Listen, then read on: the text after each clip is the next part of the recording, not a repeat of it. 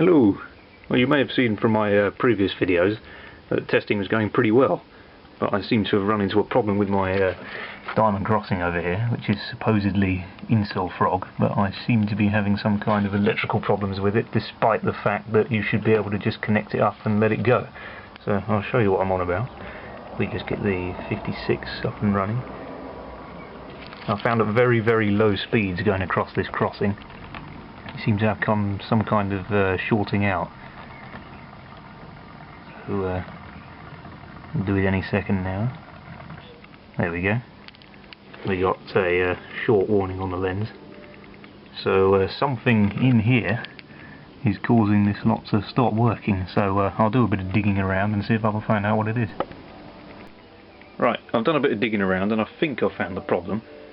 You can see here, there's these two rails. And one, when the trains are running, is 12 volts and the other rail is 0 volts, and as the train comes through here, the wheel is connecting the two rails together and causing the rails to short out.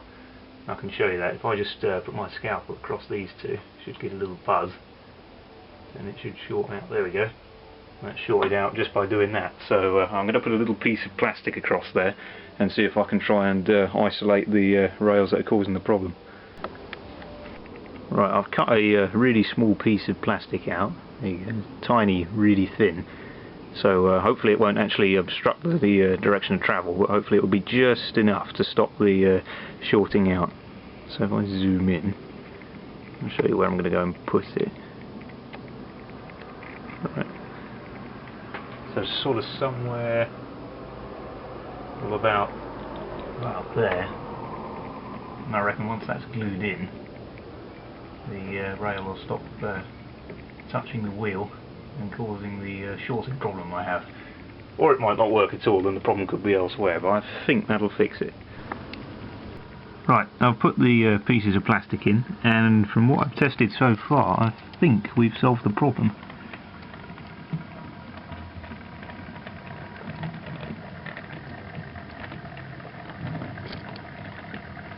Nice and smooth, much better.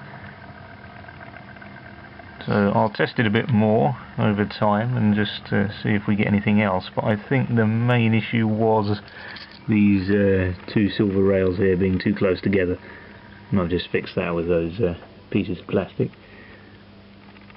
Just run through the other way just to check that we don't have something strange happen going in the other direction.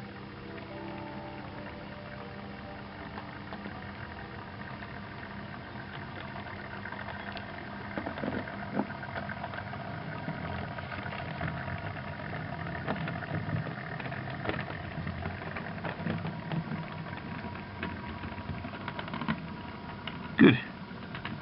That's the result then. So, yeah, all fixed. Thought it'd probably be quite a good idea to actually check that my repair has worked in the other direction as well, because obviously I haven't actually checked it going along this way. So we've got the 47 over there with the 56, so if I bring that, oh, wrong way, turn it around, there we go. Yeah, so if this comes through the centre of the crossing, I think we got ourselves a result. Bring it in nice and slowly as well, just to make sure that we give it the maximum opportunity to stay on the crossing. Always love the cab lighting on these locos with the 47s and 37s that Bachmann have been making of late. Very effective. I've close coupled the Mark 1 coaches as well with the stuff that comes in the box. That's really quite useful because it works on second radius and third radius corners, which is what I've got in some places on the layout, particularly up there, where that will all be in a tunnel and the station will sort of appear from underground. I've also started building these custom platforms for the station. I think this is 18 or 19mm thick MDF board. I think you give a much more sort of realistic setup once this has been painted with the white line across the edge, rather than buying all these Hornby plastic sections or other sections of platform that you actually have to clip together, and then you end up with this line down the middle that doesn't look terribly realistic. I suppose you could cover it up, but this is a nice cheap way of doing it, since I got this board free from school. So yeah, well that went through nice and smoothly, so I think we fixed the crossing over here. So I'll continue testing the junction, and then one day maybe I can think about ballasting it all.